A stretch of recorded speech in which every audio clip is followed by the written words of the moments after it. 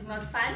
Well, I, Makwana Namraka, is here to show you that maths is just a fun challenge. It is as easy as y equals to mx plus c. And for those of you who didn't know, it is as easy as a straight line.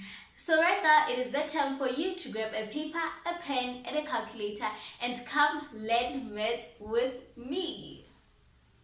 Hey y'all, welcome back to another episode of Learn Maths with me on a hashtag Maths Tuesday. Welcome back to a new term, you guys. I really hope that you enter term 3 with a positive attitude and know that you can do this, because everything that you say or that you think of can come to life.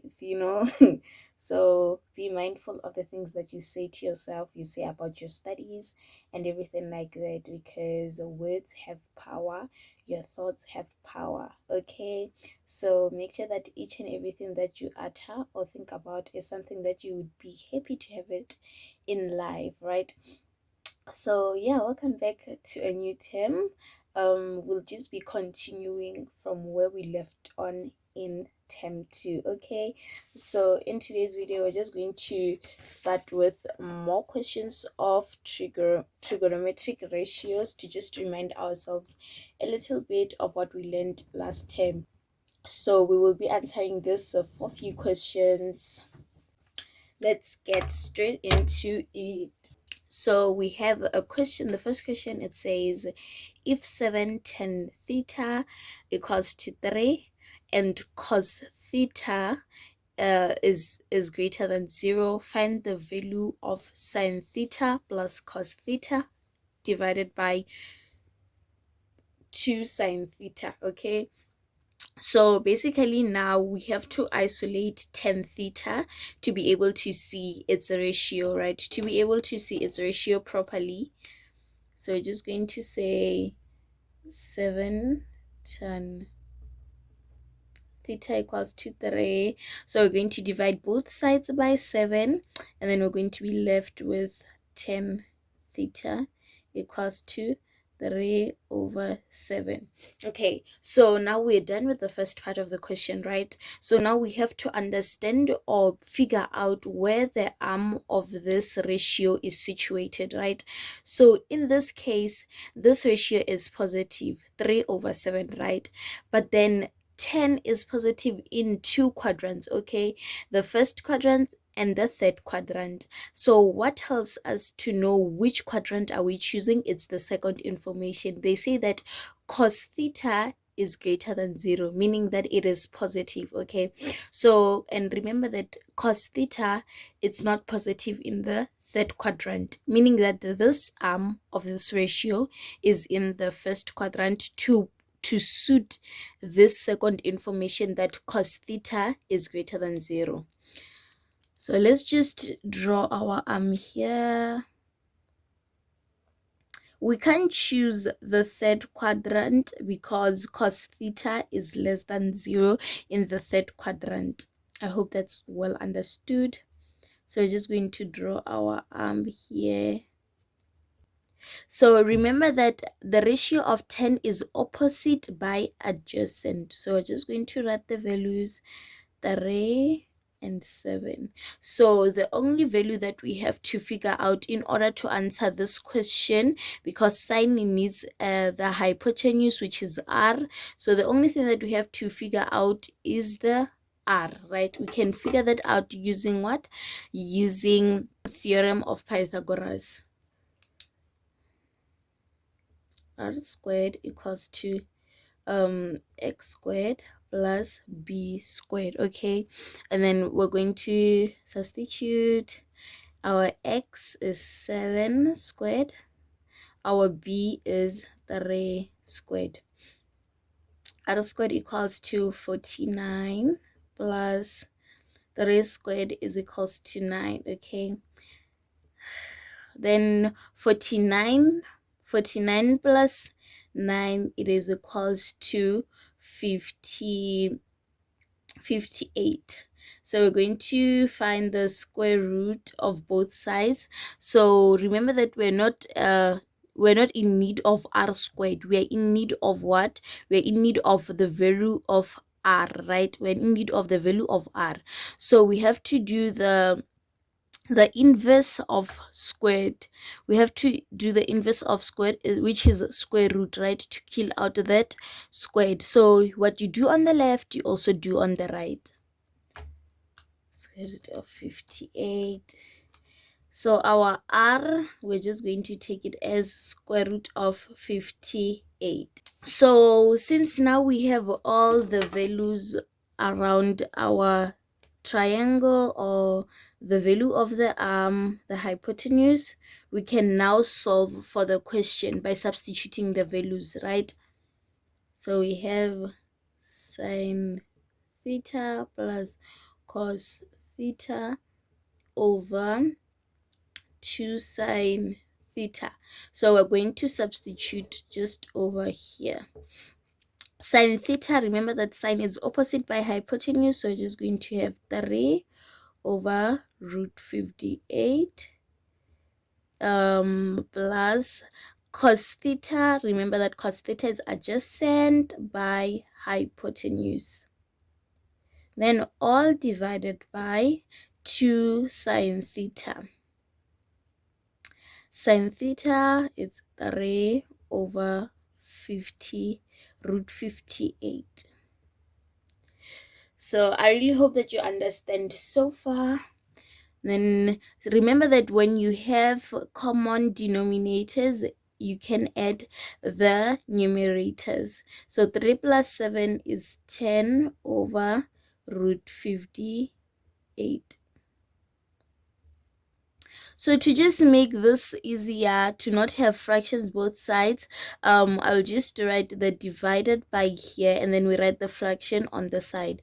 So let's also multiply.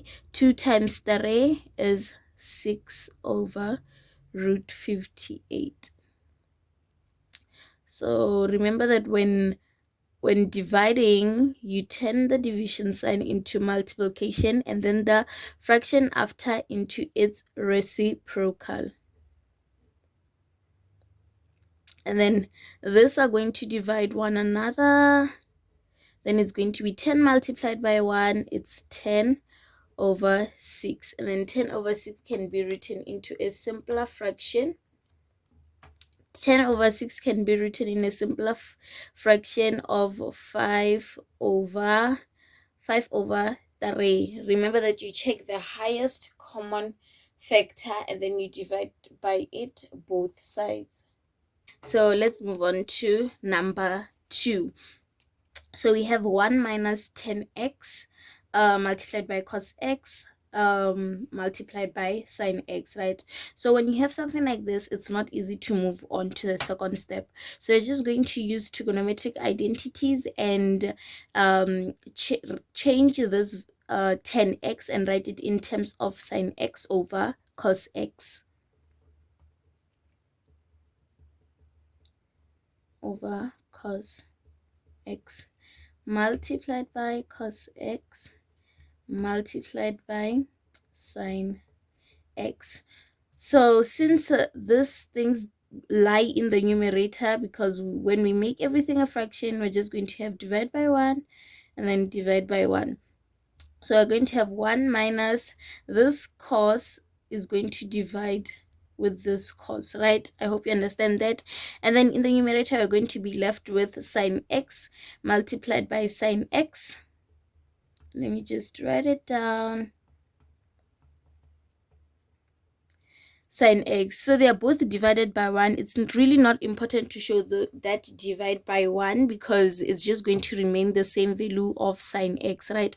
So we're going to have 1 minus sine x times sine x, which is sine squared x. So remember that from trigonometric identities again, 1 minus sine squared x, it is equals to cos squared x. So I really hope that you understand this. So when dealing with trigonometry, you just need to understand everything, because they can just bring it in one question, right? So I really hope that you remember this trigonometric identities and it was easy for you to complete this question. And then now let's move on to question number 3, right? So on question number 3, you can see that we have 8 sine squared theta plus 8 cos squared theta, right? So first thing first, let's take out the common factor. You can see that both sides we have common factor of 8, right? So we can just take out the common factor so that we isolate the ratios. So remember that from what we've learned, sine squared theta plus cos squared theta, it is equals to 1 from trigonometric identities. So you can just put the value of 1 in place of sine squared theta plus cos squared theta. So 8 multiplied by 1, it is equals to 8. Now let's move on to the last question. This last question is proving it's proving, right? We have to prove the left hand side equals to the right hand side and vice versa. So let's start. We're going to check the more complicated side and start with it. So in this case, I see that the most complicated side may be the left hand side, so we may just start with proving the left hand side. Tan theta plus 1 over 10 theta, right? So remember that we can use identities to write tan theta in terms of sine theta over cos theta plus 1 over sine theta over cos theta.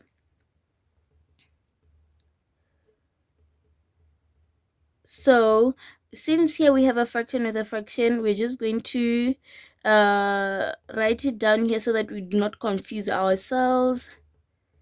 Theta over cos theta. So sine theta over cos theta plus, so remember that when we have a division, we're going to turn it into its reciprocal by putting also multiplication.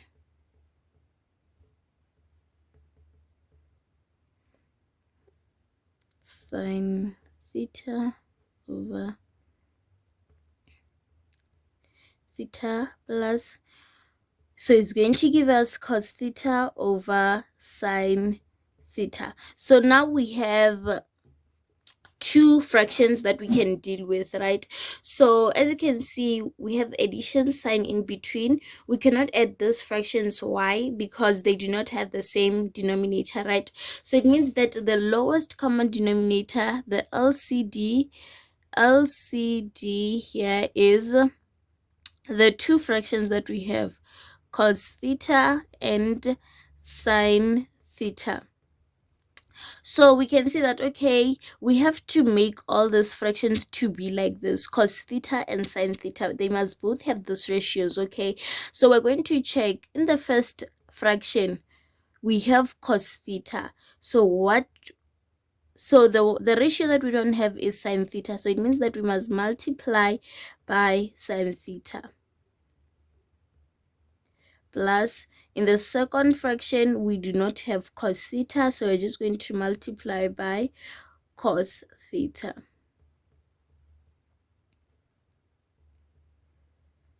So sine theta multiplied by sine theta is going to give us sine squared theta over cos. So now since they have the common denominator, I just want to write them under the same denominator. Cos theta multiplied by cos theta, it's cos squared theta. So we're going to move on. Remember that sine squared theta plus cos squared theta is equals to 1. Then we're going to have cos theta multiplied by sine theta. So from this, you can see that you cannot go any further. So I wanted to show you with this kind of question what you have to do next. So it means that in this case, you have to prove both sides. It means that even when you do this ratio, there is a point where you are going to come across this fraction, which will then prove that the two ratios or the two expressions are equal. So we're just going to do the second side, the right hand side. right hand side equals to 10 theta. So you find that when you do the other side, you do not find what is written on the other side of the equation. So it means that you have to do both sides. You have to prove using both sides of the equation. So we're going to change 10 theta into sine theta divided by cos theta, all divided by sine squared theta. So we're just going to make things easier for ourselves and write the two fractions separately. I'm thinking of just continue with a multiplication sign, leaving out the step of the division sign. So when I leave it out, I'm just going to have 1 over sine squared theta. So remember that now we're going to say, since we have multiplication, we can just divide. So now we have 2 sine thetas in the denominator, meaning that 1 can divide with the 1 in the numerator. So it means that we're going to be left with 1 over cos theta multiplied by sine theta. So I really hope that you understand this question. So we have proved the identity. Right hand side is equals to the left hand side, since we are left with the same values. So yeah, that is basically it for today's video. I really hope that you understood each and everything that we tackled in this video. If you have any problem, please do comment down below what the problem is, and if I do understand, I'll be sure to reply the comment. Until the next time, you guys, bye. If you enjoyed this video, please give it a thumbs up and tell me in the comment sections which topic you'd like me to cover. And remember, I do not promise to know everything, but I do promise to share and help where I can.